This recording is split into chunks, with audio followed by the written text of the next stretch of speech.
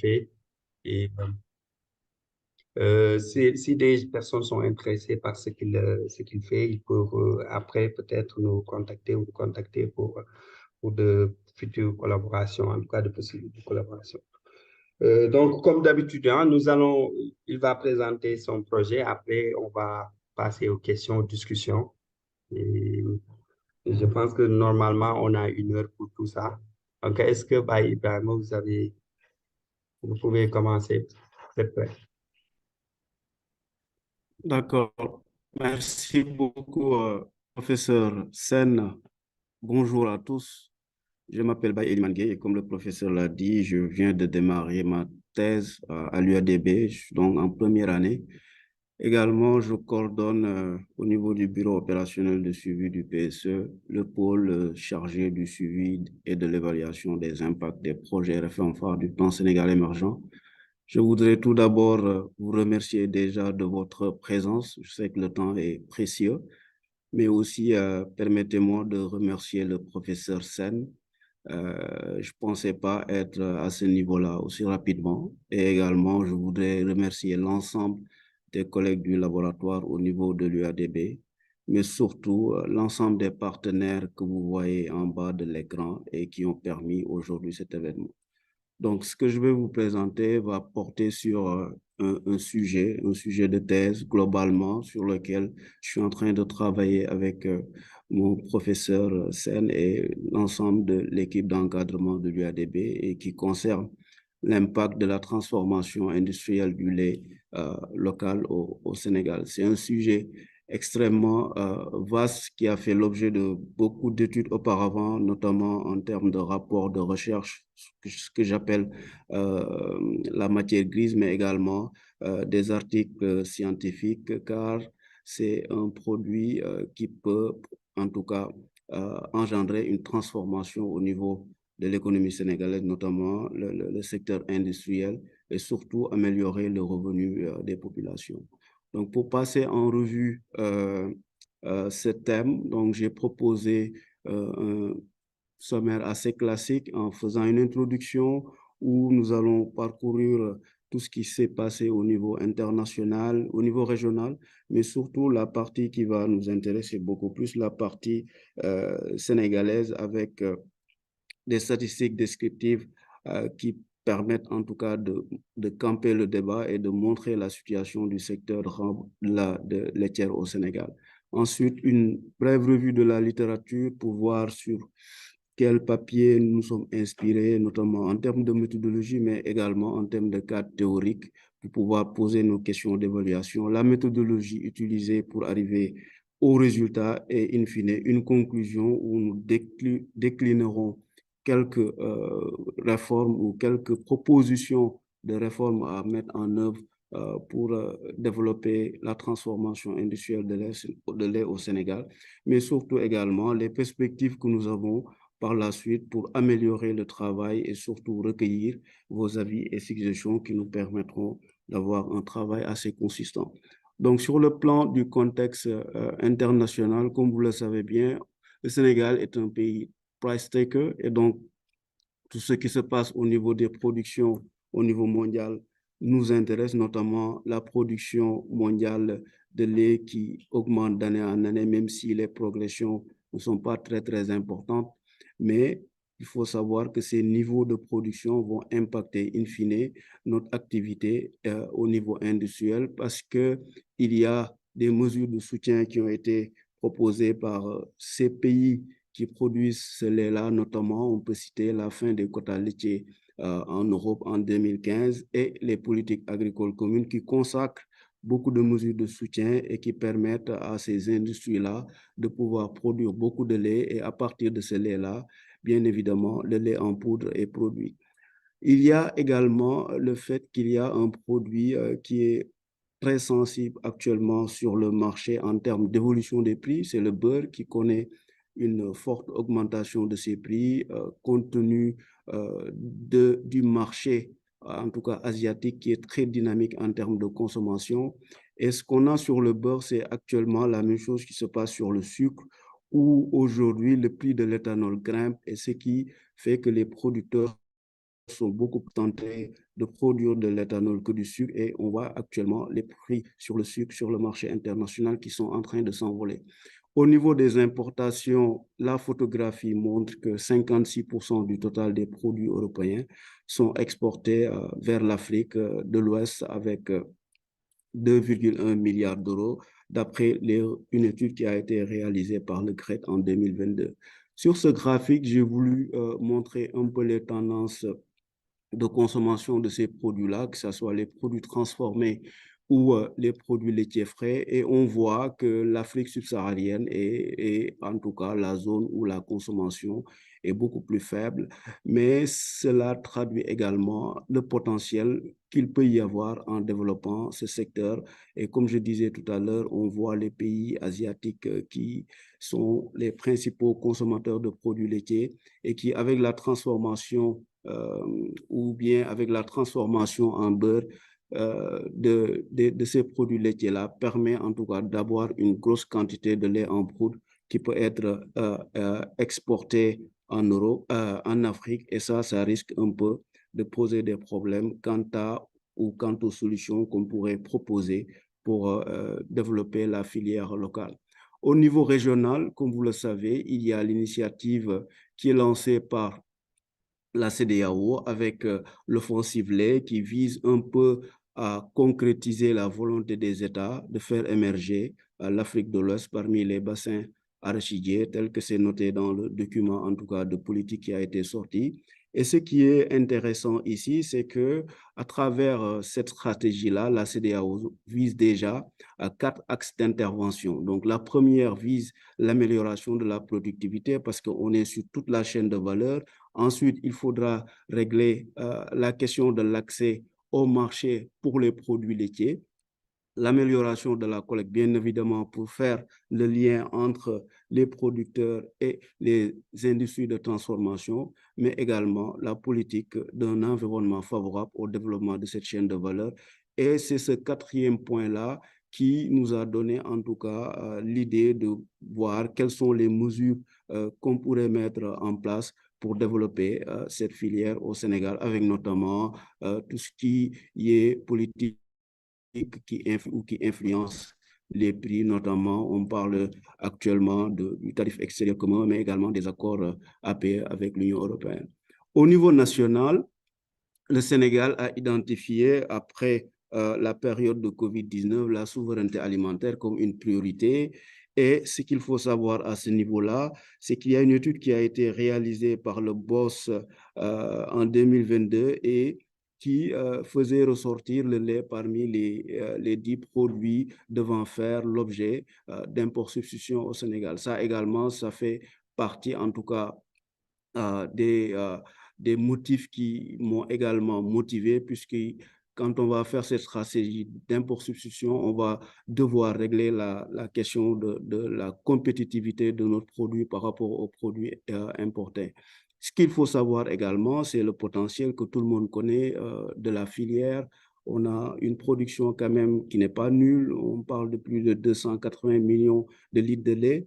Mais surtout, on parle également d'augmentation des races ou d'amélioration de la race qui permettent d'améliorer le niveau de production. Donc, il serait un peu paradoxal de vouloir améliorer ce niveau de production et surtout de ne pas trouver des solutions pour que le secteur industriel ou les transformateurs puissent absorber cette production supplémentaire. Au niveau au niveau sectoriel, nous avons un secteur qui représente 3,9% du PIB d'après les données de la DPE, dont 25% proviennent des produits laitiers d'après les informations qu'on a sur la MCS 2017 de l'ANSD. Donc, dans ce secteur, il y a plusieurs contraintes et ces contraintes-là jouent fortement sur la compétitivité de nos produits par rapport au lait en poudre ou bien de manière globale aux produits laitiers qui sont importés. Heureusement, il y a aujourd'hui une stratégie au niveau du ministère en charge de l'élevage qui vise un peu à mettre en œuvre des orientations stratégiques, notamment dans la LPDE, qui vise un peu à renforcer la dynamique du secteur et à juguler les contraintes. Dans la situation des entreprises, on vous a proposé ici l'évolution du chiffre d'affaires et de la valeur ajoutée d'après les données issues de la Banque de données économiques et financières de l'ANSD, la BDF, qui traite un peu les éléments bilanciels des entreprises. Et on voit qu'il y a quand même un chiffre d'affaires en augmentation depuis 2010 et qui a atteint 87 milliards contre une valeur ajoutée de 15,7 milliards en 2021. Ce qui serait intéressant ici, c'est de voir le décalage qui est quand même assez important entre le chiffre d'affaires et la valeur ajoutée, ce qui donne un peu de l'augmentation ou bien d'une capacité de, comment dirais-je, d'une augmentation en tout cas des coûts de production à ce niveau-là. Au niveau des investissements, ce qui a attiré notre attention, c'est la cherté en tout cas de la valeur des terrains quant à l'investissement de ces entreprises, parce qu'on parle d'environnement des affaires et ça peut être un frein à l'installation en tout cas d'investisseurs qui voudraient intégrer le secteur, parce que dans l'investissement, nous constatons que 51% revient aux investissements d'acquisition de terrain contre 21% pour les matériels de transformation. Au niveau également des importations, nous avons essayé de montrer l'évolution de ces importations-là à l'échelle de gauche en milliards, en valeur, et on voit que c'est une évolution qui était en baisse relativement sur la période 2012-2018, et à partir de 2019, on est sur une tendance un peu haussière. Et quand on regarde en parallèle sur l'échelle de droite l'évolution des volumes importés, on voit ici qu'il y a un effet prix, puisque quand les prix baissent, la quantité, en tout cas importée, commence à augmenter. Et là, on a ainsi une situation qui nous montre que la baisse, en tout cas, des prix des produits pétroliers, notamment celui qui est le plus importé, qui est le lait en poudre, va impacter sur le niveau des importations et va impacter également sur la compétitivité au niveau local. Et à droite, on voit les pays pour lesquels, qui exportent en tout cas plus de lait au Sénégal, avec la France 49%, les Pays-Bas 6,6%, la Nouvelle-Zélande. Et en bas à gauche, on a voulu un peu montrer le niveau des salaires, 9 milliards, ce qui représente 63% de la valeur ajoutée, ce qui n'est pas mal si le secteur arrive à faire beaucoup de valeur ajoutée. Et la faible capacité quand même des entreprises à contribuer à la formation des impôts avec 6% de la valeur ajoutée pour les impôts et taxes et 5,3% pour la valeur ajoutée. Ici, il y a un indicateur assez intéressant à regarder, et surtout quand on travaille sur des questions liées à la compétitivité ou à la recherche de solutions pour renforcer des entreprises par rapport à des produits importés, c'est les coûts de production. Donc, le coût de production est essentiellement constitué de produits laitiers pour les entreprises avec 49%. Et ici, on parle souvent du lait en poudre. Ensuite, il y a le sucre, il y a les services financiers d'assurance, il y a le transport, l'électricité. Mais ce qui est intéressant de voir, c'est si on se met dans une perspective de développer le secteur, on pourrait également tirer l'ensemble de ces branches d'activité et avoir un effet cumulatif beaucoup plus important au niveau de l'économie. Et cette étude également vise à renforcer les études précédentes qui ont été réalisées par beaucoup de chercheurs, notamment en termes de recherche ou bien en termes d'implication des autres secteurs. Parce que ce qui manque aujourd'hui, l'ensemble des articles ou des recherches qui ont été faits dans ce milieu-là ne prennent pas suffisamment en compte l'interaction entre cette branche-là et les autres branches d'activité, ce que nous avons essayé de considérer ici. Sur la production et la consommation également, il y avait un objectif également de pouvoir sortir des statistiques de la branche laitière par rapport à la production de l'élevage. Nous sommes à 27%. Sur l'utilisation au niveau de l'industrie, actuellement, il y a 3%. Vous voyez beaucoup de nouveaux produits, en tout cas sur le lait frais qui est issu de la production de lait de vache actuelle. Mais également, au niveau des consommations intermédiaires, nous avons une consommation assez faible avec 1%. Et comme j'ai dit tout à l'heure, nous avons une production qui tourne autour de 283 milliards. Et cette consommation-là est répartie bien évidemment dans les régions urbaines, notamment à Dakar. Ensuite, une forte consommation également en milieu rural. Et tout ça fait des dépenses de 408 milliards au niveau des ménages. La masse salariale, nous avons sur les entreprises 19 265 emplois qui travaillent dans la branche actuellement, répartis entre 76% pour les hommes et 24% pour les femmes. Au niveau toujours de la consommation, ce que nous avons essayé de faire, c'est décliner l'ensemble des produits qui sont consommés par les ménages et y attribuer un budget annuel. On voit que le lait farine de bébé ou le lait qui est utilisé pour les nourrissons occupe la première part, en tout cas, de ce budget-là, avec 62 742 francs. Ensuite, il y a le lait frais, ce qui dénote également d'un potentiel que peut avoir le lait qui est produit au Sénégal. Ensuite, en troisième position, nous avons le lait en poudre et bien évidemment les autres laits. La répartition au niveau, selon le statut de pauvreté, montre une prédominance également de la consommation chez les populations les moins pauvres, avec 135 000 francs contre 92 100 pour les ménages qui sont considérés comme pauvres.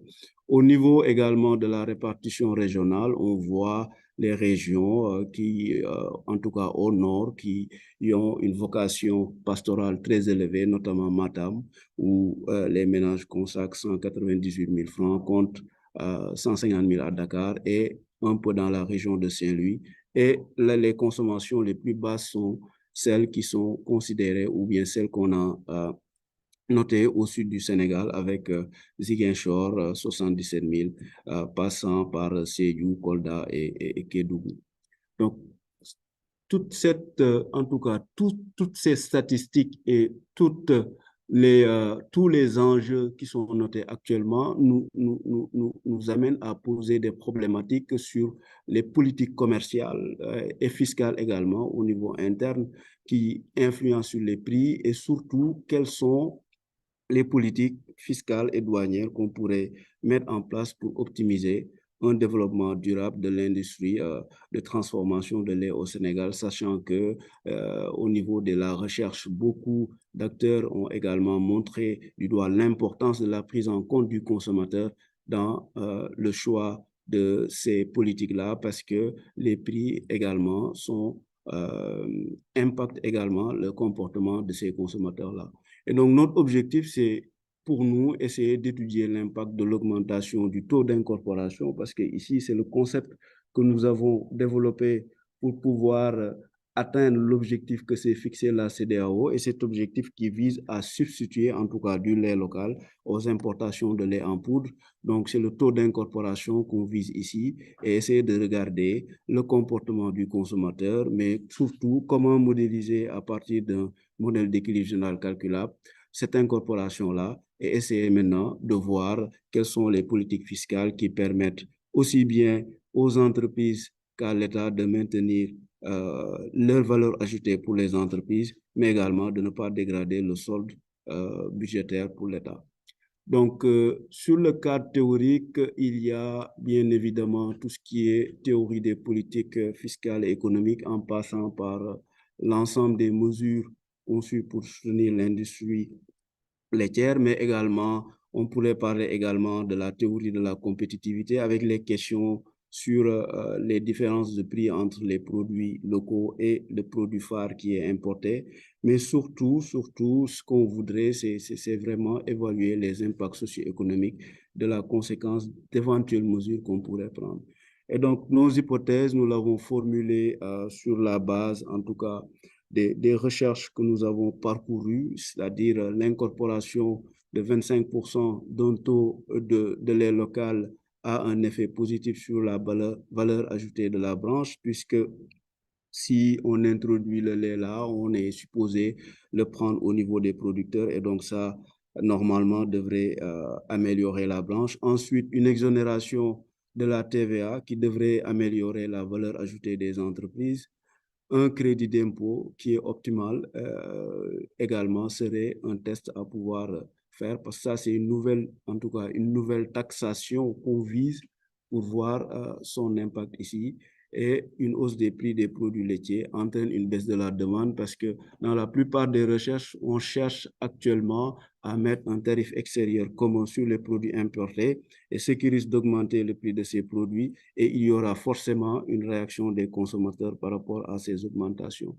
Donc, au niveau de la littérature, nous avons essayé franchement de ratisser sur les politiques agricoles qui ont été mises en œuvre depuis les années 60 et le plus récent est la LPDE qui est un document de politique sectorielle et qui vise à définir la vision, etc. Au niveau de l'offensive lait, la réflexion portait plus sur le développement de l'industrie en substitution aux importations mais il y a beaucoup d'auteurs, notamment Laurent Levar, avec qui j'ai eu l'opportunité de discuter en 2019 et qui m'a même donné des idées quant à les estimations des élasticités qu'on va voir tout à l'heure, parce que c'est des éléments importants quand on va faire de la simulation. Il y a également Cécile Broutin, il y a également Isra et Bam qui ont encadré beaucoup d'étudiants qui ont travaillé dans ce secteur-là.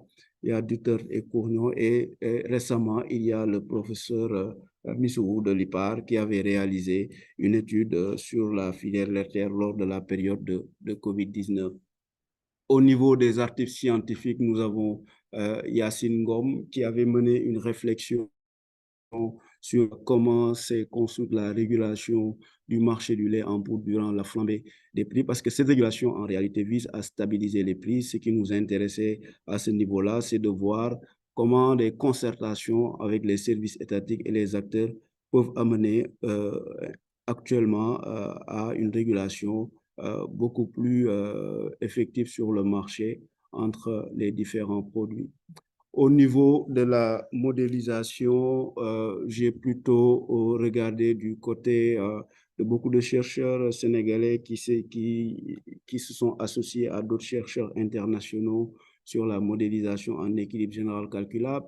Et ce qu'on a remarqué, c'est en tout cas, même si ce n'est pas des études qui étaient orientées sur le lait, c'était des études qui essayaient également de voir quelles sont les politiques qu'on pouvait mettre en œuvre pour que les produits nationaux soient compétitifs par rapport aux produits importés. Et les résultats étaient souvent positifs ou négatifs selon la politique simulée. On parle des articles de Diagne Cabral, les articles de Bukafuzo et Cissé. On a également Diagne qui a travaillé avec Savard et Cabral en 2003, mais également Cabral qui a travaillé avec Savard et Bukafuzo en 2003 également sur une autre question. Ensuite, nous avons le professeur Dekaloué et Fofana qui ont également travaillé sur les tarifs douaniers et toutes ces études-là visaient réellement à voir qu'est-ce qui était possible de faire au niveau tarifaire pour que les produits produits localement soient compétitifs. Ensuite, au niveau des élasticités, il y a beaucoup de recherches qu'on a fouillées pour voir les impacts des changements de prix sur la sécurité alimentaire. Comme je disais tout à l'heure, la variation des prix a un impact sur les consommateurs et ça, on voulait le capter à travers nos travaux. Ensuite, il y a Lagné en 2020 qui a fait son doctorat à l'université Cheikh Anta Diop de Dakar, qui a travaillé sur ces élasticités, mais au Togo. Et donc, l'apport de cette recherche également vise à mettre sur la table ces élasticités, puisque n'étant pas encore disponibles à notre connaissance pour le Sénégal. Donc, les méthodologies qu'on utilise, c'est souvent pour les élasticités, il y en a beaucoup, mais nous avons préféré celle qui est beaucoup plus utilisée actuellement dans la littérature, qui est le modèle quadratique idéal demande système qui il est basé en tout cas sur la maximisation de l'utilité indirecte des ménages par la fonction U que vous voyez. Et à partir d'un système de résolution de trois équations, puisque les LNAP et les BP que vous voyez sont constitués en tout cas de fonctions homogènes de degré 1 et de degré 0, on arrive à un développement linéaire qui nous permet d'estimer les WI qui sont les parts budgétaires. Et à partir de ces parts budgétaires-là, nous pouvons estimer les élasticités pour chaque produit qui va nous permettre de voir pour chaque augmentation d'un prix, comment la demande de ce produit-là, les ménages réagissent par rapport à la demande de ce produit. Le deuxième modèle, c'est le modèle d'équilibre général calculable. Et comme j'ai dit tout à l'heure, notre objectif, c'était vraiment de voir les interactions des politiques qu'on souhaitait mettre en place par rapport non seulement à la filière laitière, mais par rapport également aux éléments macroéconomiques, le PIB, les branches d'activité, l'emploi, le revenu des ménages, mais également les autres branches d'activité qu'on pourrait tirer par rapport à la slide que j'ai montrée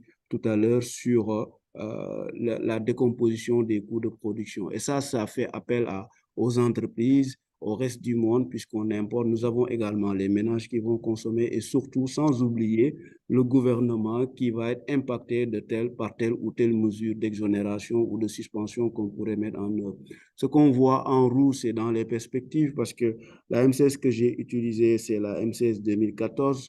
On souhaite maintenant aller plus loin avec la dernière M16 de 2019 qui est sortie récemment, mais qui n'est pas actuel désagrégé au niveau où on veut que ça soit. Et l'idée, c'est d'intégrer dans le futur le secteur informel, mais également dans le capital. L'idée, c'est de pouvoir jouer sur le cheptel comme élément d'investissement pour pouvoir maintenant faire des chocs à partir de la politique d'amélioration de la race. Donc, le bloc de production du modèle MEGC a été modifié. Ici, on voit le bloc standard avec la production qui est la somme de la valeur ajoutée et des consommations intermédiaires. Et à partir de ces consommations intermédiaires-là, nous avons une fonction de NKF qui permet en tout cas la complémentarité de ces produits.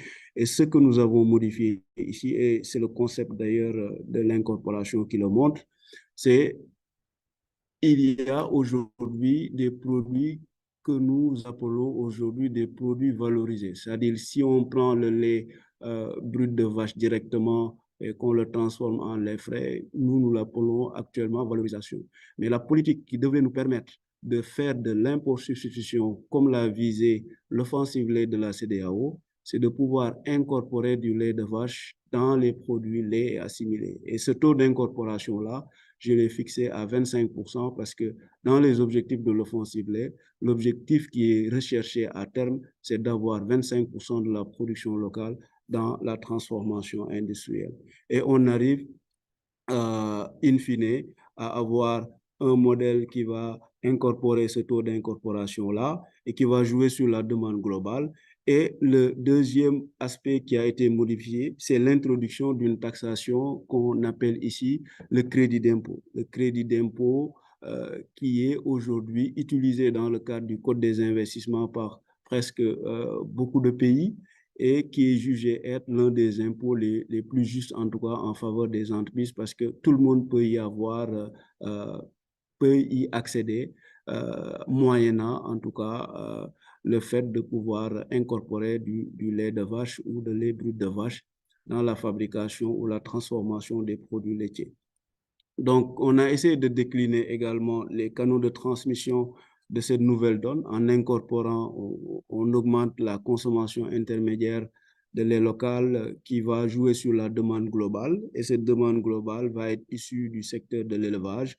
Donc, on va tirer également le cheptel dans le cadre de la production. On va améliorer les emplois. Les revenus des ménages vont augmenter puisqu'ils vont être en lien avec le secteur de la transformation. Il y aura également une demande des autres produits de base parce que, comme vont le montrer les résultats, en tout cas, c'est un secteur qui va tirer les céréales, notamment avec la production de mil, parce que les produits laitiers, lait ou lait assimilés incorporent également des produits issus du secteur agricole. Maintenant, au niveau des mesures fiscales, bien évidemment, ce qui est attendu, c'est une fois qu'on mette ces mesures fiscales en place, une baisse du prix du lait, mais également une dégradation du solde du gouvernement. C'est pourquoi je l'ai mis en rouge.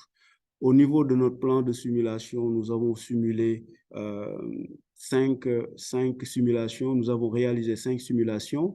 Le premier concerne déjà l'introduction ou l'incorporation de 25% sans mesure fiscale, et les résultats vont nous montrer pourquoi actuellement ce n'est pas possible et pourquoi ça rejoint également les conclusions des études qui avaient été réalisées auparavant et qui montraient la nécessité ou l'obligation d'avoir des mesures fiscales au niveau intérieur pour permettre au secteur de se développer. La simulation 2, nous avons également, à partir de cette incorporation, essayé de réduire la TVA de 50%. Au niveau de la simulation 3, c'est l'incorporation de 25% ou l'abattement fiscal de 25%. L'abattement fiscal, pour moi, c'est toujours le crédit d'impôt parce que l'idée, c'est qu'on puisse donner un abattement de 25% à l'entreprise avant de lui appliquer les impôts et taxes qu'il doit payer. Dans la simulation 4, nous avons essayé de monter un peu l'abattement à 50%. Dans la simulation 5, on essaie maintenant de cumuler ou bien de cumuler les exonérations en mettant 50% de TVA de réduction et également un abattement de 50%, et la simulation 6 où on va vers une exonération complète de la TVA.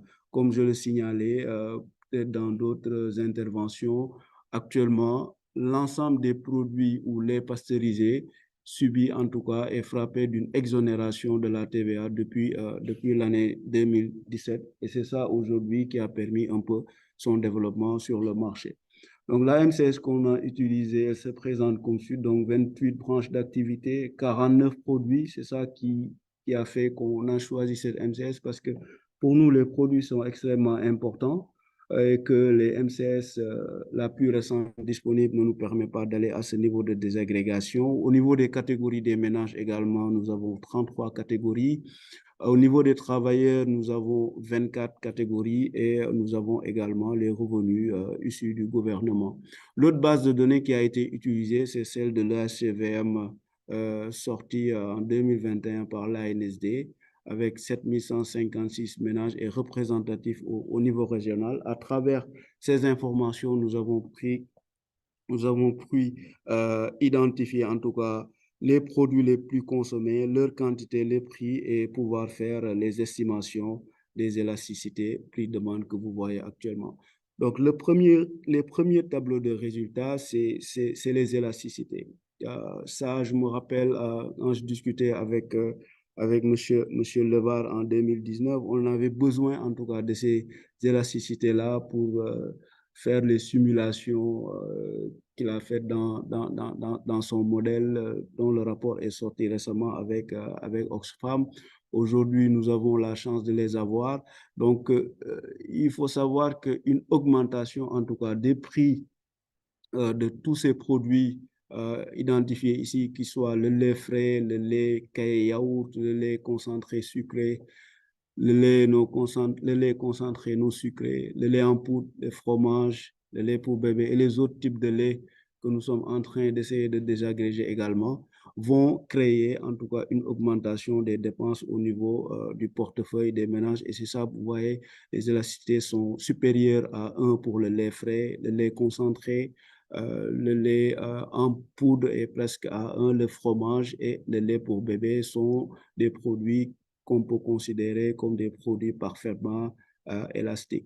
Au niveau des élasticités prix croisés, c'est le tableau suivant. Là également, on voit qu'une augmentation de la demande des prix va forcément impacter la demande de ces produits-là. C'est pourquoi les élasticités sont négatives et c'est des informations très importantes. Et nous, notre objectif, c'est une fois qu'on arrive à désagréger notre MCS, c'est également de les utiliser dans les simulations avec le modèle d'équilibre général calculable parce que c'est un besoin de la littérature qui a été pointé par les chercheurs que j'ai cités récemment dans la revue, notamment Descaloué et Cabral, qui jugent également que les élasticités permettent en tout cas de bien montrer le comportement du consommateur, puisque dans ces modèles-là, les élasticités sont prises au niveau de la littérature.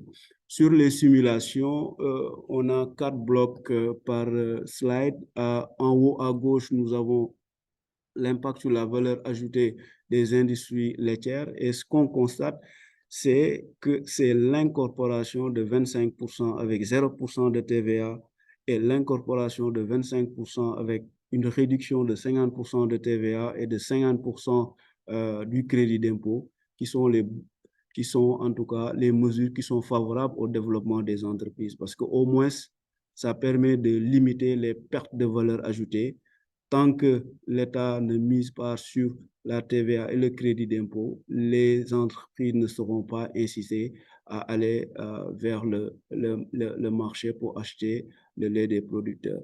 Au niveau de la branche lait, nous avons l'impact sur la demande et ce qu'on voit, c'est toujours la même chose, c'est l'exonération de la TVA plus l'incorporation de 25% et l'introduction d'un crédit d'impôt qui sont favorables au développement de la branche laitière. Au niveau de l'impact sur le PIB, nous avons le scénario sur l'incorporation de 25% plus le crédit d'impôt de 50% qui permettent en tout cas de stabiliser le PIB avec la ligne en jaune. Mais par contre, sur les autres, on a une augmentation du PIB, mais qui va aller en décroissance.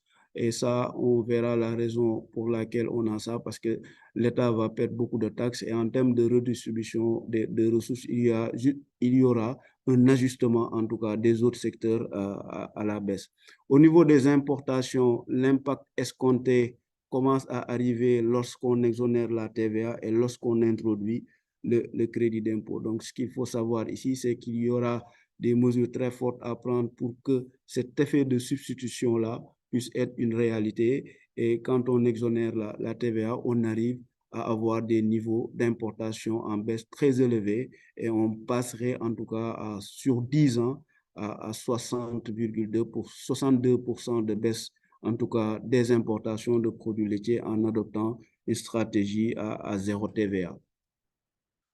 Par contre, sur les exonérations de TVA et de crédit d'impôt, on le voit ici, le solde budgétaire de l'État va se dégrader considérablement et va aller autour de 6% en tout cas sur l'exonération de TVA et 3% sur des mesures qui concernent un crédit d'impôt de 50%. Donc, il faut faire attention à cette mesure-là parce que je pense que pour qu'on puisse proposer des mesures qui peuvent être justifiées et justifiables, il va falloir qu'on mette l'ensemble des acteurs autour d'une table et qu'on prenne les meilleures décisions parce que je pense que l'État n'acceptera pas d'aller à des niveaux de solde assez élevés. Donc, il va falloir qu'on trouve un compromis entre le crédit d'impôt et le niveau de TVA qu'on va exonérer. Sur les prix, on aura une détente, un recul important des prix pratiqués parce qu'à cause de l'exonération, on devient beaucoup plus compétitif et ça, c'était un effet recherché. Donc, une exonération de la TVA va réduire les prix de 13% en moyenne par an et contre 8% en moyenne par an pour le crédit d'impôt. Au niveau de la création d'emplois, nous serons à peu près à 23 000 sur 10 ans, sachant que c'est à peu près 2 300 par an. Et là, je vous ai juste montré les deux scénarios qui sont les plus impactants, notamment le scénario avec zéro TVA, le scénario avec 50% de TVA et 50% de crédit d'impôt. Au niveau des impacts sur le prix également du lait, on va constater qu'il y aura une augmentation du prix du lait puisque la demande va augmenter. Et ça, ce sera au bénéfice, en tout cas, des revenus des ménages ou des producteurs. Donc, cette hausse des prix à peu près de 3,5% va générer également des revenus disponibles pour les ménages qui vont tourner autour de 0,18% à Dakar et plus élevé même également dans le monde rural entre 0,19 et 0,21% pour ces revenus. Donc, les points à retenir ici en conclusion, c'est la confirmation des résultats antérieurs sur la nécessité de mettre en place une politique fiscale pour encourager la transformation de l'air local. Le deuxième point également qui nous semble important, c'est qu'à travers ces élasticités, les consommateurs vont réajuster leur consommation à la baisse en cas d'augmentation des prix. Et ça va être un signal pour les mesures, en tout cas, qui vont tenter au niveau des barrières tarifaires de vouloir augmenter les prix des produits importés. Au niveau de l'exonération de la TVA sur les produits et l'incorporation de 25%, ça semble être l'une des meilleures mesures, mais qui n'est pas favorable à l'État. Et l'introduction d'un crédit d'impôt semble limiter en tout cas les pertes pour l'État, tout en maintenant une valeur ajoutée pour les entreprises. Et donc, en perspective, ce qu'on voudrait proposer, en tout cas, comme mesure de politique, c'est déjà travailler à avoir une réforme visant à avoir un taux d'incorporation de 25%. Deuxième réforme, à identifier en tout cas un abattement fiscal qui va aller aux alentours de 50% pour maintenir une valeur ajoutée des entreprises positives.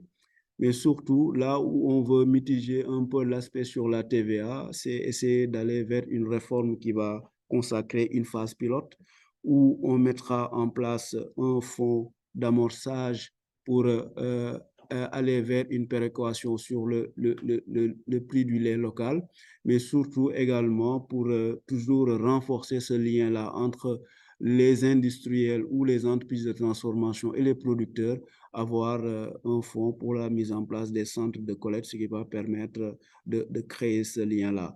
Et le quatrième point, c'est toujours important d'avoir un organe chargé de la gouvernance parce qu'il va falloir vérifier, en tout cas au niveau de la transformation, trouver les moyens de vérifier que les entreprises incorporent bien évidemment ces 25% afin de pouvoir bénéficier des avantages qu'on vient de décliner tout à l'heure.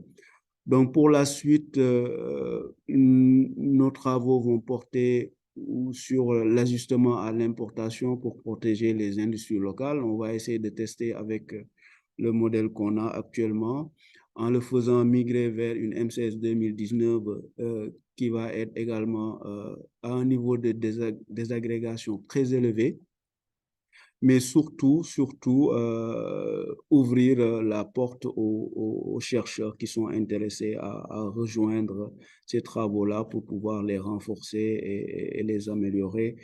Et sur ce, je vous remercie de votre aimable attention. Je suis disponible pour essayer, pour tenter de répondre à certaines interrogations, noter les points d'amélioration également, les critiques, mais surtout, je voudrais vraiment remercier le professeur Sen et l'ensemble de l'équipe d'encadrement de l'UADB pour m'avoir donné cette occasion.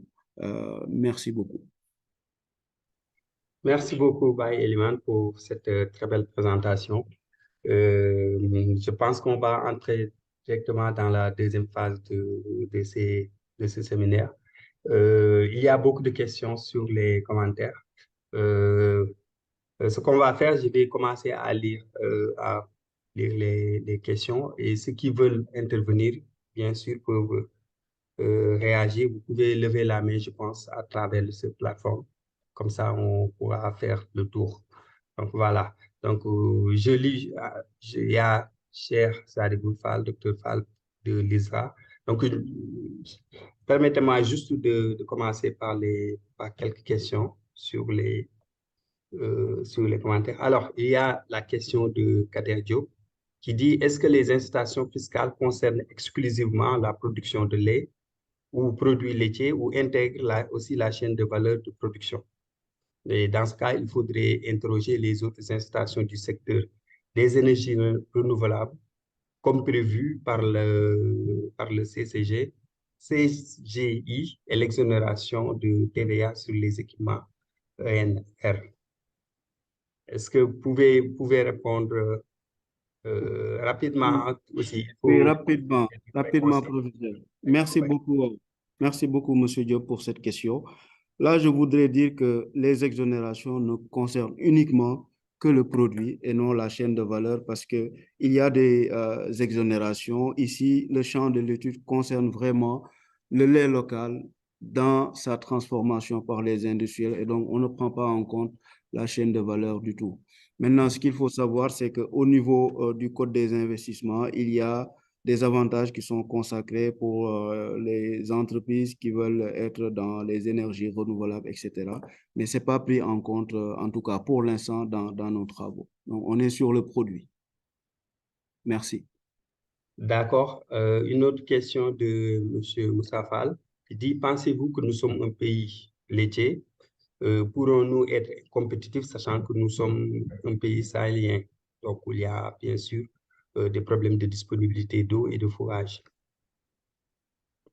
Oui, merci beaucoup, M. Fall, pour la question. Bon, honnêtement, la compétitivité, on peut l'atteindre, mais il va falloir que l'État ou les pouvoirs publics mettent en œuvre des mesures pour protéger nos industries qui feront face à une farouche concurrence de la part des produits importés. Et je suis tout à fait d'accord avec vous sur l'aspect sahélien et c'est pourquoi dans les mesures, nous avons mis l'accent sur la mise à disposition, en tout cas, de ces centres de collecte-là qui permettent un peu de retenir la production pour des périodes données et qui permettent de fournir, en tout cas, des matières premières à notre industrie. Mais sincèrement, je pense qu'on peut être compétitif. Je ne sais pas si on peut dire qu'on peut être un produit laitier, un pays laitier, mais quand même, il y a moyen de gagner de la valeur ajoutée dans cette production-là et de pouvoir bien rémunérer les producteurs. Merci. Une question de Hassan Diouf qui demande si, il dit qu'en fait, le taux d'incorporation de 25% est effectivement une projection de l'offensive lait, mais compte tenu de la réalité sur le terrain, une projection de 15 à 20% n'aurait-elle pas été plus raisonnable dans vos simulations, par exemple? Oui, Hassan, c'est une question très importante et merci de l'avoir posée, hein. J'avoue que j'ai réfléchi énormément sur ce taux-là. La première version de cette étude-là, ça a été fait avec un taux de 20%. Et après avoir, en tout cas, lu le document de la CEDEAO sur l'offensive lait, j'ai préféré le porter à 25% pour essayer de voir comment on pourrait s'en sortir avec un taux, en tout cas, fixé au niveau régional. Mais ce qu'on pourrait faire à ce niveau-là, c'est essayer de tester 15-20 pour voir les résultats et essayer de le comparer. Ça, j'avoue que c'est une question qu'on peut prendre en charge. Merci. D'accord. Une dernière question sur les commentaires de Boubacar Batili. Vous pouvez continuer hein, en attendant, parce qu'après, on va repasser sur les audios, mais vous pouvez continuer comme ça en attendant. Donc, Boubacar Batili vous félicite pour la présentation.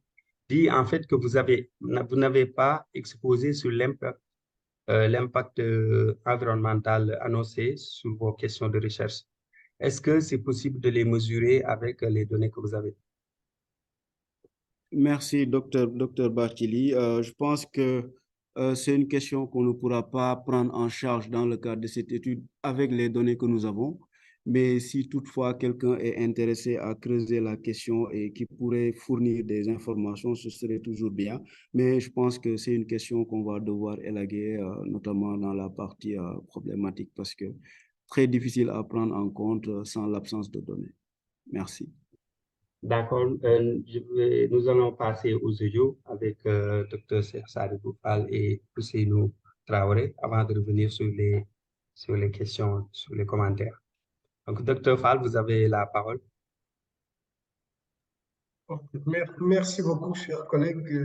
Merci, félicitations et encouragements pour ce début, je veux dire, très, très, très encourageant, même parce que moi, par moment, je me suis posé la question, et est-ce qu'il est en première année de thèse quand j'ai commencé à voir les simulations très précises, etc.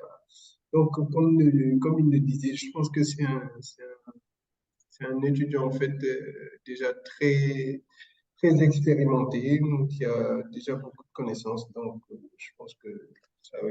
Non, moi, j'ai des commentaires assez rapides. Parce qu'il y avait beaucoup de questions qui ont été prises en charge, notamment le taux de 25%. Parce qu'en fait, effectivement, dans votre réponse, vous avez dit que vous avez bien creusé. Votre réponse, je pense qu'elle est pas mal de tester d'autres taux. Une chose est d'avoir un taux de 25% fixé par le document politique, mais autre chose est de voir le potentiel en fait, du Sénégal. Parce que, est-ce qu'en fait, actuellement, combien pèsent les locales, il faut le savoir, et essayer de voir quelles sont les marges de progression. On peut même mettre 25%, alors que le Sénégal ne peut jamais dépasser, même avec, bon, jamais, je ne dirais pas, je rectifie, je ne dirais pas jamais, et voir, en fait, quel est le potentiel du Sénégal sur cette question-là qui a été posée. Je l'avais, mais donc, en tout cas, si vous pouvez savoir, en fait, combien pèse de lait local, et sur quoi, quelle est la marge de progression, ça vous donnera peut-être une idée objective et d'objectiver un peu cette cible. Autre chose aussi, quand vous présentez vos statistiques descriptives, j'ai été un peu surpris de voir que la consommation de lait frais était au-dessus de la consommation du lait en poudre. Donc, bon, je ne sais pas, en tout cas, ça a été un peu contre-intuitif pour moi parce qu'on a toujours eu l'idée de penser qu'on surconsomme du lait en poudre, alors que là, je voyais que dans la consommation, si j'ai bien compris que le lait frais était au-dessus. Peut-être à vérifier ou bien à contre-checker. Euh, L'hypothèse 2 aussi, peut-être j'ai mal compris ou ça m'a échappé. Donc, qu'est-ce que vous préconisez? Qu'on renonce à la TVA du produit fini ou bien des inputs qui rentrent dans, ou bien ça, j'ai pas bien compris. Cette histoire de TVA, notamment l'hypothèse 2, si vous pouvez revenir dessus. Autre chose aussi que j'ai trouvé de très bien, parce qu'en fait, les acteurs qui sont dans la filière lait locale réclament une taxation spécifique. Donc, le fait que vous orientez aussi cette thèse vers une taxation spécifique, des propositions de taxation pour améliorer ça aussi, je pense que c'est en droite ligne avec les préoccupations de l'interprofession des producteurs. Autre chose aussi, vous faites un modèle d'équilibre général sur 10 ans.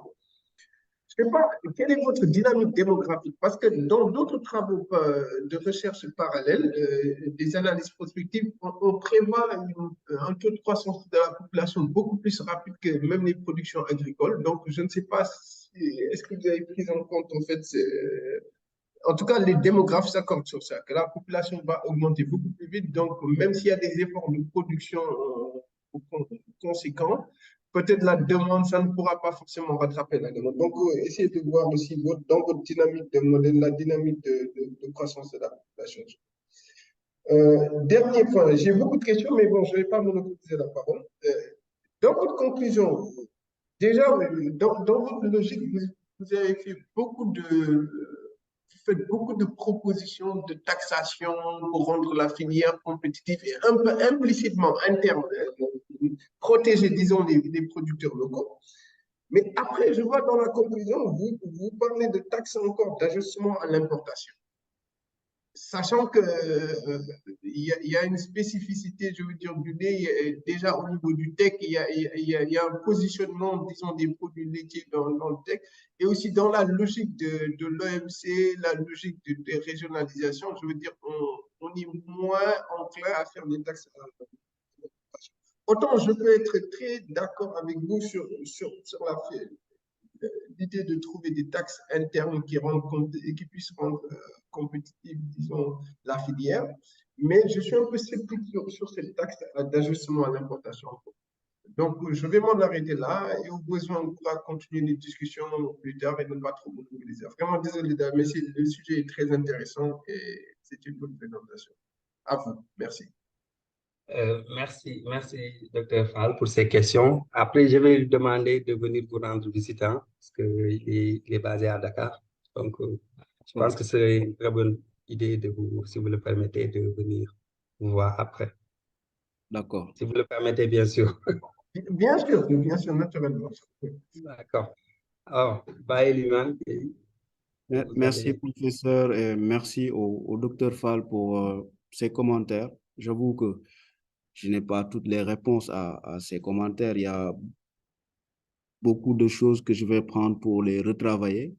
Mais comme j'ai dit, par exemple, sur votre premier commentaire sur le taux d'incorporation, bien évidemment, on va devoir revoir ce taux-là, surtout, et comme j'ai dit tout à l'heure, essayer de tester plusieurs scénarios parce que 25% ça peut sembler extrêmement élevé par rapport au potentiel du Sénégal et vous avez parfaitement raison de le souligner.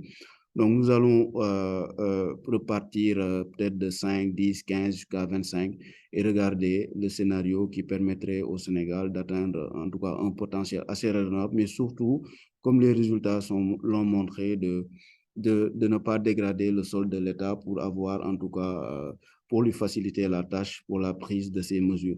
Sur le lait en poudre, votre deuxième commentaire, ici c'est des budgets, c'est pourquoi c'est élevé. Mais quand on va prendre en tout cas en volume les consommations, vous verrez que c'est le lait en poudre qui vient en tête. C'est juste qu'ici, on a parlé de budget de consommation. Au niveau de l'hypothèse 2 sur la TVA, ici, on parle de TVA sur les produits finis parce que le produit, en tout cas, issu directement de l'élevage et mis dans la transformation, dans le secteur industriel sans transformation est déjà hors TVA parce que c'est un produit qui n'est pas taxé car c'est un produit brut. Mais l'idée, c'est que la TVA sur le produit fini puisse être en tout cas détaxée de manière à ce que ces produits-là puissent concurrencer les produits importés. Sur la taxation spécifique, oui, on a essayé de réfléchir sur le crédit d'impôt ou l'abattement. Et vraiment, l'idée ici, c'est d'inciter les entreprises à acheter du lait local en leur divisant en tout cas les impôts par 50% avant de leur appliquer les taux qui sont appliqués réellement. Et on voit qu'à travers en tout cas une stratégie comme ça, on arrive un peu à bloquer déjà la perte de valeur ajoutée de ces entreprises, mais surtout, le plus important, c'est qu'on ne dégrade pas, le solde de l'État. Et c'est une mesure, à notre sens, qui peut être testée dans le cadre d'une phase pilote. Sur la dynamique démographique, le modèle prend bien en compte la dynamique de la population. Maintenant, avec les données qui vont bientôt sortir du côté de l'ANSD, nous allons essayer de voir comment ajuster les nouvelles données sur la population au modèle. Et sur la taxe d'ajustement, vous avez raison de le pointer, mais ici, la taxe d'ajustement qu'on vise, c'est une taxe, en tout cas, qui va permettre une régulation pendant qu'au Sénégal, on aura en tout cas une production de lait ou une disponibilité assez importante. L'idée, c'est d'ajuster pendant cette période-là les importations afin de protéger les entreprises. Et c'est ce qu'on est en train de faire sur beaucoup de produits, l'oignon, la pomme de terre, des fois le riz. Et ça, en tout cas, produit des résultats extrêmement satisfaisants quand c'est bien mis en place. Et c'est ça qu'on veut tester au lieu de s'attaquer, en tout cas, aux tech ou aux APE parce qu'il y a des contraintes de mise en œuvre. En tout cas, merci, Dr. Fall, et je prends bonne note des commentaires pour la suite. Merci beaucoup. Dr. Fall, vous avez quelque chose à ajouter? Non, c'est bon, on pourra se rencontrer parce D'accord. qu'il y a plein de choses sur lesquelles on peut encore approfondir et discuter. En tout cas, merci beaucoup, M. Gueye. Merci. Merci beaucoup. Merci, super. Alors, Séni, Oui, merci. Vous m'entendez bien? oui, oui, c'est très Ok, clair. parfait. Je voudrais remercier le présentateur pour son travail que j'ai trouvé très intéressant. Le sujet est intéressant, les outils mobilisés sont intéressants et j'ai apprécié le fait que l'auteur a lui-même estimé ses propres paramètres. Ça, c'est quelque chose qu'on voit de moins en moins. C'est un travail qui est souvent ingrat, mais c'est d'utilité publique parce que d'autres personnes, y compris nous-mêmes, ici à l'IFPRI, qui travaillons sur le Sénégal, ce sont des élasticités assez récentes que l'on peut utiliser dans le cadre de nos propres travaux. Donc, je pense que c'est très intéressant. Quelques petits commentaires et questions. Certains de ces commentaires ont été touchés par Salibou. Là, je dirais qu'il y a deux petits commentaires qui sont plutôt liés d'abord à la faisabilité juridique, notamment l'introduction des 25% et puis la taxe à l'importation dont il a parlé tout de suite. Alors, pour l'introduction des 25%, donc c'est comme une règle d'origine, si on se plaçait dans une logique de commerce, c'est comme une règle d'origine locale. Et si on se place dans un cadre régional, donc on va tout être dans le cadre d'une règle d'origine. Donc, je me demande dans quelle mesure ça ne pourrait pas être attaqué comme mesure plus ou moins discriminatoire. Donc, est-ce qu'il n'y a pas d'exposition juridique de ce point de vue-là, notamment avec les discussions sur les règles d'origine à venir dans le cadre de la SLECAF, tout ça. Donc ça, c'est une petite interrogation que j'avais. Est-ce que ce ne serait pas plutôt un truc incitatif qu'on pourrait privilégier, mais ne pas imposer chiffres comme ça qui auraient pu apparaître comme contenu local discriminant. Et ça me ramène à la question sur la taxe d'importation. Effectivement, je ne voyais que deux types de justification, soit dans le cadre de la transition avec le TEC, les pays avaient la possibilité d'avoir des taxations un peu plus élevées, soit dans le cadre des mesures de sauvegarde. Je pense que l'explication qui a été donnée s'inscrit plutôt dans le cadre où il y a une augmentation brusque des importations et qu'il y a une menace directe sur la production domestique. Dans ce cas, on peut avoir des mesures de sauvegarde qui peuvent être justifiées à l'OMC. J'imagine que c'est peut-être dans ce cadre que vous avez fait allusion à ça. Alors, pour les questions, alors il y a eu une formule avec le crédit d'impôt que je n'ai pas bien saisi. Il y avait un TT avec un sigma et un θ. Alors, le θ, il a été défini, le sigma, il n'a pas été défini. Alors, moi, quand je vois sigma, je pense qu'il a cité de substitution quelque part. Mais donc, je pense que ça mériterait d'être un peu plus expliqué d'où vient le sigma et cette formule. Ensuite, au niveau de l'arbre toujours, alors on devine qu'il doit avoir des léons chefs quelque part quand on voit le AI, mais je pense que ça peut être intéressant de bien expliquer quelle est vraiment la structure de l'arbre et dans quelle mesure il y a possibilité ou pas de substitution au niveau des inputs, parce que ça va driver complètement les résultats.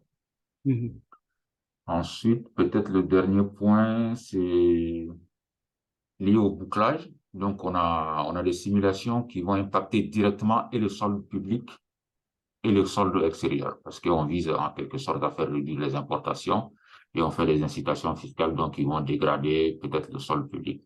Donc là aussi, ça peut être intéressant de bien expliquer le bouclage public.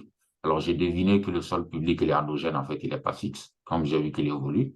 Mais je pense que ça peut être intéressant de bien expliquer quel est le bouclage public et comment ça va influer sur les résultats, puisque le solde du compte courant, je ne sais pas s'il est fixe ou pas, donc ça va influer sur l'évolution de vos flux de commerce. Et le solde public aussi, s'il est endogène et qui va se dégrader, on va avoir de l'effet d'éviction. Ça aura probablement un effet sur vos taux de croissance. Donc là aussi, il faudrait regarder et je pense et discuter.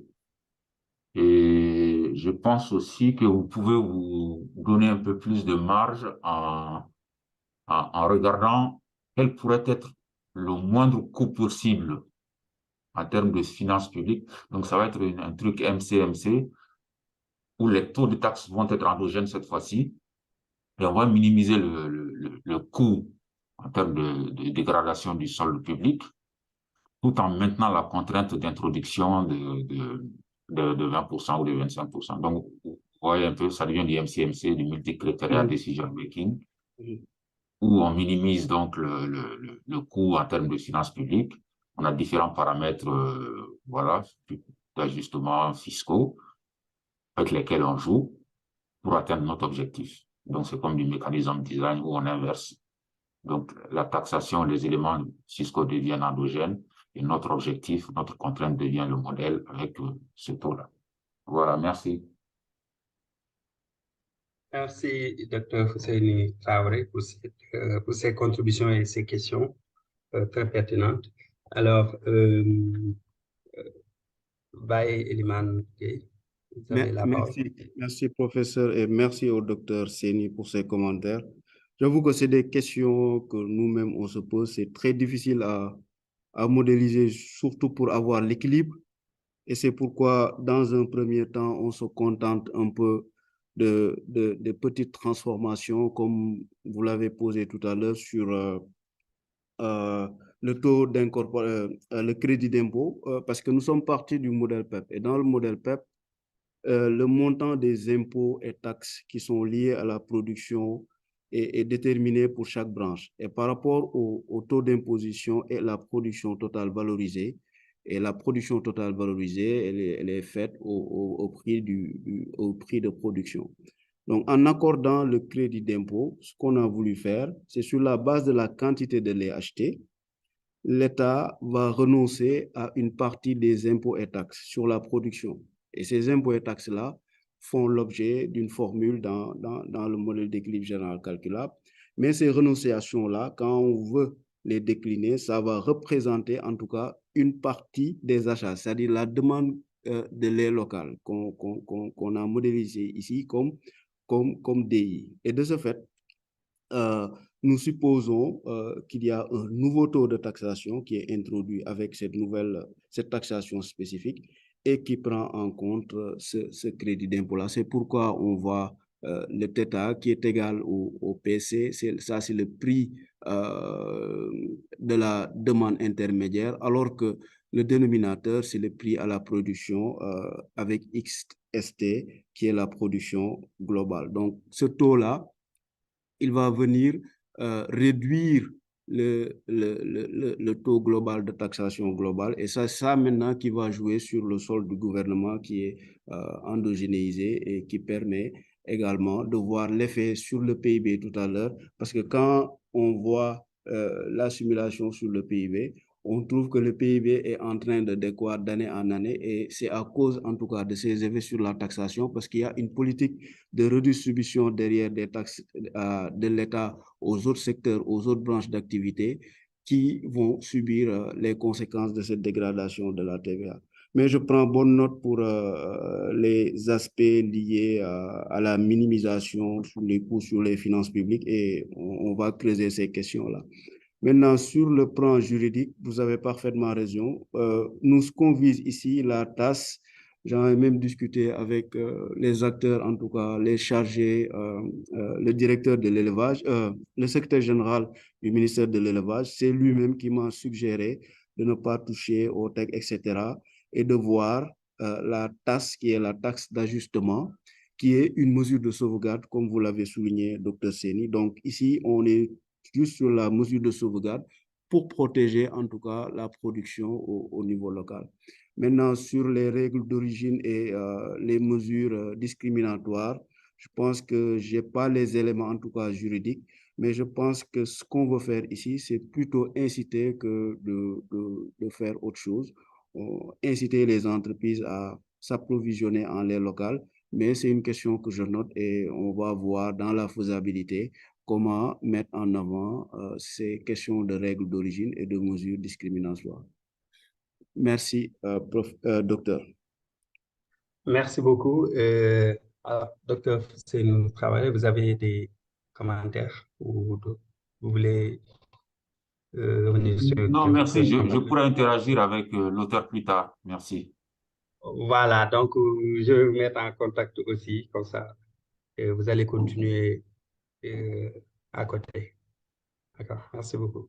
Alors, il y a aussi des questions, hein, il y a 5 questions sur les commentaires. Alors, je vais lire rapidement. Alors, il y a Samuel Maxime Colli qui dit bonjour, félicitations pour cette brillante présentation. Est-ce que l'étude prend en compte le contexte de la ZLECAF au regard de la période de simulation de 10 ans? Vous pouvez ZLECAF, je n'ai pas très bien saisi la question. Est-ce que ça prend en compte? Oui, bon, on est sur 10 ans supplémentaires. On a essayé de faire une simulation sur 10 ans. Si la ZLECAF est mise en œuvre sur cette période-là, c'est sûr que ça va le prendre en compte, mais il y aura des ajustements à faire pour essayer de voir sur quel produit le Sénégal se spécialise par rapport aux autres. Alors, pour Kokiba qui demande, qu'est-ce que vous avez capitalisé en termes de connaissances sur les expériences de collecte par les industries laitières? Merci beaucoup pour la question. Bon, sur les expériences de collecte, j'avoue que je ne suis pas un homme de terrain sur ça, mais c'est quand même un secteur qui m'a beaucoup intéressé et sur lequel j'ai beaucoup travaillé durant ces dernières questions. La première difficulté, c'est déjà la conservation. Quand on va dans les zones de production et qu'on va acheter le lait là, en général, si c'est pas pasteurisé rapidement, vous risquez de ne pas les avoir au niveau de votre unité de transformation. Ensuite, il y a les facteurs qui sont liés à la transformation. Il y a également le prix au producteur qui est aujourd'hui également un sujet extrêmement difficile. Comment rémunérer à sa juste valeur le producteur dans un contexte d'augmentation des prix des intrants, des, euh, des matières premières ou bien des produits liés à l'alimentation du bétail, mais surtout également les questions de mise en marché. Vraiment, c'est les questions, en tout cas, sur lesquelles j'ai capitalisé avec les informations que j'ai eues, mais pas réellement au niveau du terrain, quoi. Voilà. D'accord. Alors, deux dernières questions. Il y a... Professeur Sen, Oui, oui, je pense que vous oui. avez sauté la question du professeur Cherli, là, juste avant la question de Maxime. Alors, Au-dessus juste avant la question de de Maxime. Maxime sur la ZLECAF, il y avait une question du professeur Cherli. Les actions les plus marquantes dans le secteur. Merci. Ah, je n'arrive pas à voir. Est-ce que vous pouvez lire pour moi? OK. C'est une question du professeur Cherli. Il dit les actions les plus marquantes dans le secteur de ces dernières années sont dominées par l'importation subventionnée de génisses, Brésil, Union européenne, au profit des néo-éleveurs laitiers dans les zones périurbaines de Dakar, Mbour, Thiès, etc. Dans certains noyaux, élevage laitier à l'intérieur.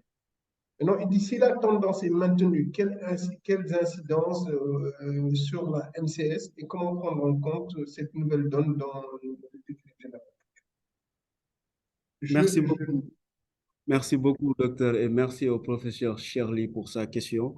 Elle est très pertinente dans la mesure où, moi, c'est le paradoxe que j'ai essayé de viser en disant comment aujourd'hui nous pouvons avoir 280 millions de litres de lait, sachant que sur ces 283, il y a juste 3% actuellement à partir des résultats de la M16 2019, il n'y a que 33% qui rentrent actuellement dans le circuit de transformation industrielle et qu'on continue à importer ces génisses-là. Pour moi, c'est un paradoxe.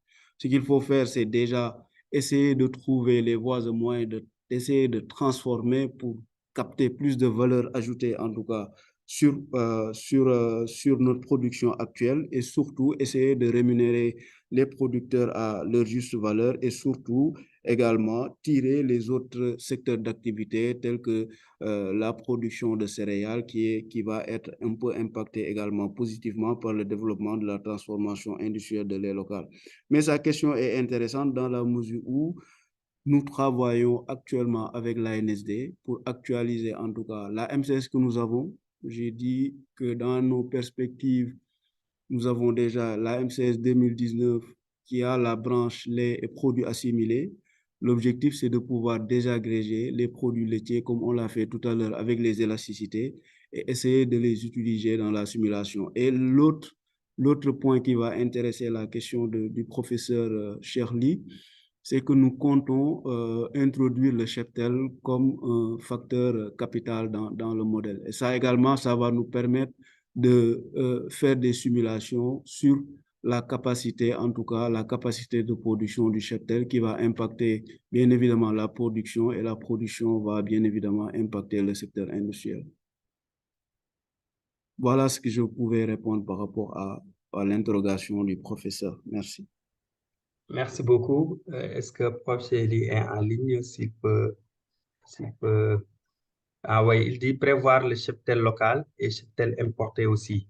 Donc, ça, c'est un Oui, commentaire oui, de merci professeur. pour les réponses, hein. Je pense que la réponse montre qu'il y a un souci de tenir compte de ces éléments qui sont liés à des choix en termes de politique publique. Et je pense que ce travail doit éclairer les politiques publiques.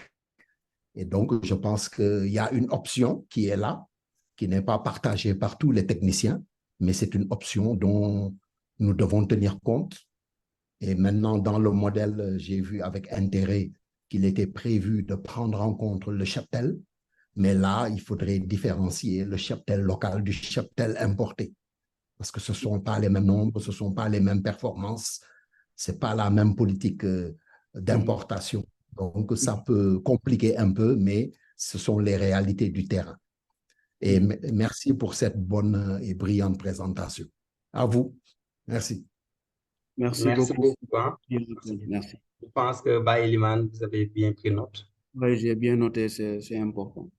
D'accord. Et il y a les questions qui arrivent, hein. Ici, bon, on a des comptes en temps, mais quand même, on va essayer de prendre en compte tout le monde. Il y a Hassan Diouf qui a posé une autre question. Il dit qu'au regard des impacts sur le PIB et le solde budgétaire, quel est le niveau de flexibilité pour l'État dans une perspective de politique fiscale sur les produits laitiers? Merci Hassan.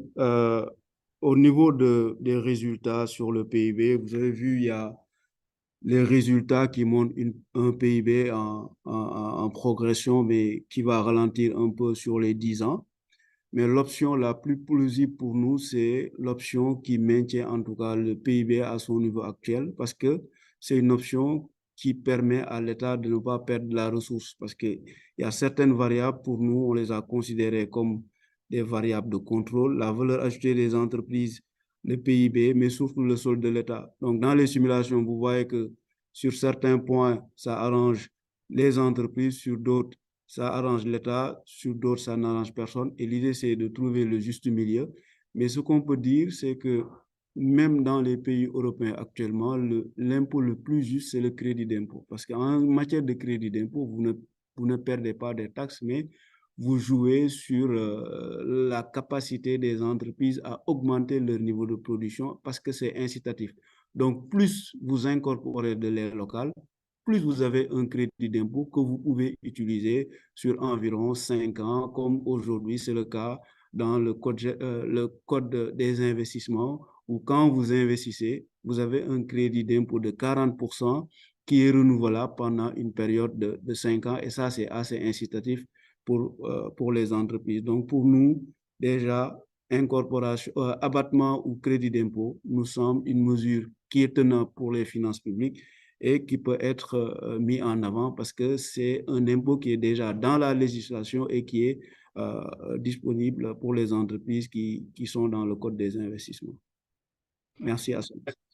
Merci beaucoup. Alors, vous avez un commentaire de Kader Diop qui dit que vous pouvez disposer de données de terrain avec les expériences de ENDA Énergie dans les régions de Saint-Louis, Kolda et Fatick, avec l'introduction de génisses à Fatick et de vaches locales pour les autres.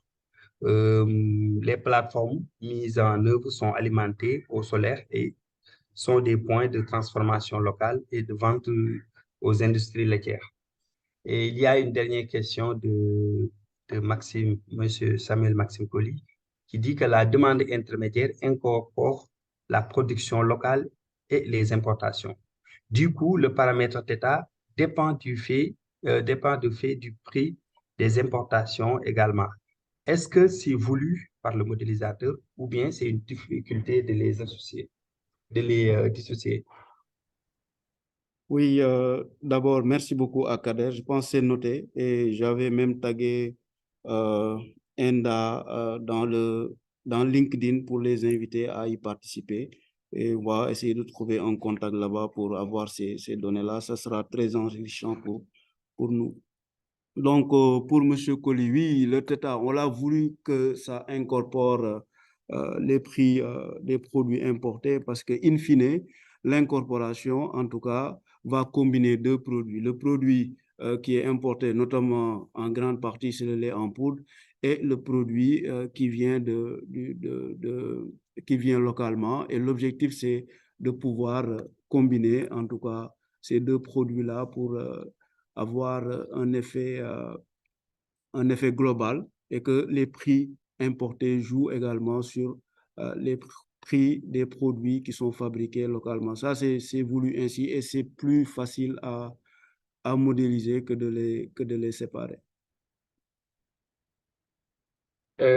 D'accord, merci. Je pense qu'il n'y a plus de questions. Et, donc, on peut, je pense, arrêter là. Et peut-être, par Eliman, si vous avez un dernier mot ou message à adresser aux participants, Merci. Le vous avez la dernier mot, parole c'est rapidement. toujours remercier l'ensemble des partenaires qui ont permis cette présentation et surtout remercier vous, professeur, et l'équipe d'encadrement de l'UADB. Et peut-être, si je peux avoir les contacts de chacun pour essayer d'approfondir certains points, ce serait important pour moi, notamment Ifri, Isra, professeur Shirley. Je pense que je pourrais le contacter à travers Dr Alpha.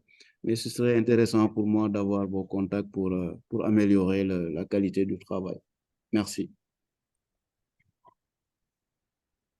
Voilà, merci beaucoup. Et je mets le mail aussi de Baye Eliman. Je mets son mail sur les commentaires pour voilà, ceux qui veulent discuter avec lui après le séminaire. Aussi, voilà.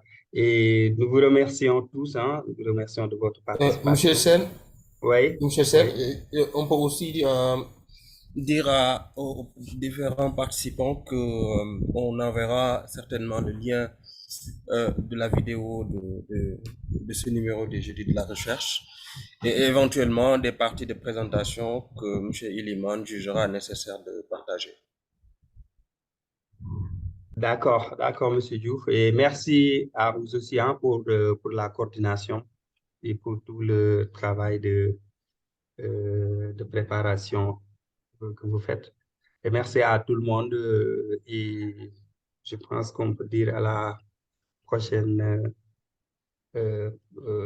partie. Au prochain numéro. Ouais, au prochain numéro, voilà. Donc, Et au revoir. merci. Au revoir. Merci beaucoup. Merci Félicitations. beaucoup. Merci. Merci.